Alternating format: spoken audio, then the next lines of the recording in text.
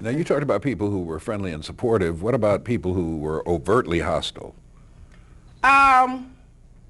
Students, There was some of that, teachers? but not a lot. You know why? The overt hostility was collective. Let me see. This is Virginia, and you're Virginian gentlemen. Genteel. Civility. You know, you may think it and you may feel it, but you dare not say it.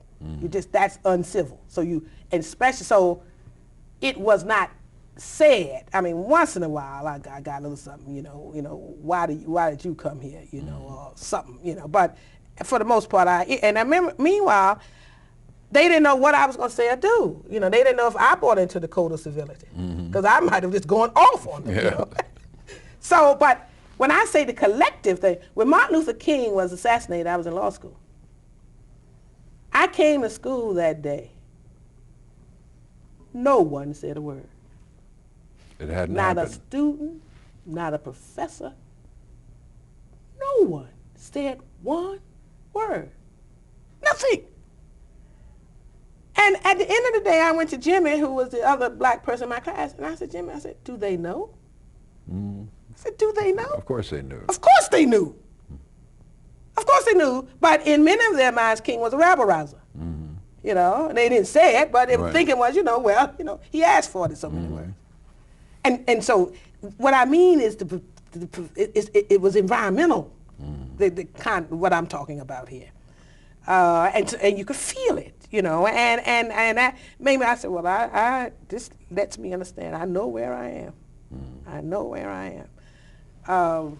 But that's an example. But if I had to do it all over again, I would do it, because Virginia, I took a chance on Virginia by coming here. They also took a chance on me. Sure. They took a chance. They didn't know me. They didn't know what was going to, and I can imagine the faculty meeting there, which I was admitted. I can just imagine it. I think being in the Peace Corps helped my coming to Virginia, because it made them think, well, she's seen something of the world, because they had to break out of the cocoon, and they did it with me.